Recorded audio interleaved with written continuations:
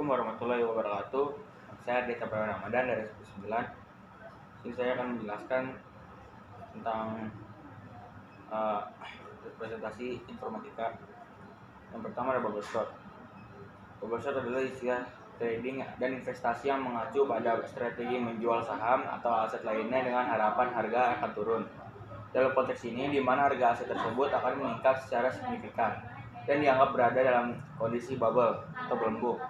Gelembung terjadi ketika harga aset naik jauh melebihi intrinsiknya, seringkali didorong oleh spekulasi. Bubble short merupakan teknik pengurutan dengan cara melakukan penukaran data dengan tepat di sebelahnya secara terus-menerus sampai bisa dipastikan dalam satu literasi tertentu.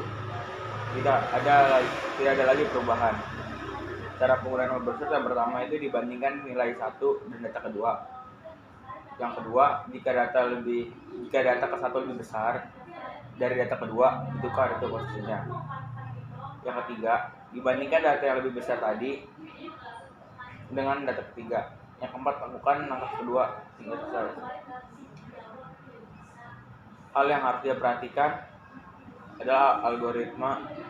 Yang pertama itu ada algoritma ini tidak dapat mengurutkan data dari besar ke kecil dan dari kecil ke besar. Dua algoritma ini tidak efisien untuk data dengan jumlah yang besar. Yang ketiga, untuk mengoptimalkan algoritma bubble short, Anda dapat menghentikan proses jika area sudah diturunkan.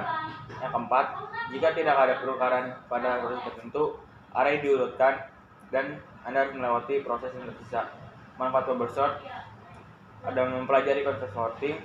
Yang kedua itu membutuhkan memori tambahan. Yang ketiga, penggunaan data set kecil. Yang keempat stabil. Yang kelima, membantu pemahaman dasar algoritma. Yang kelima itu mudah informasikan. Yang terakhir itu selanjutnya ada set short. Set short adalah algoritma penggunaan sederhana bekerja sebagai array atau list menjadi dua bagian.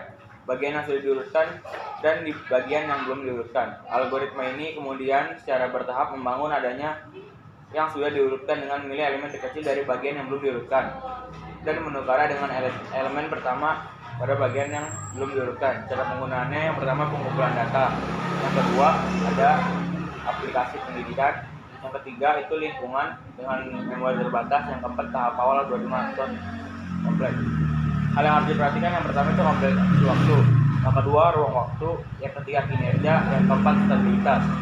Langkah-langkahnya, yang pertama itu mulai dari indeks awal, yang kedua temukan elemen terkecil, yang ketiga tukar elemen, yang keempat pindahkan batas, yang keempat pindahkan batas, yang kelima ulangi.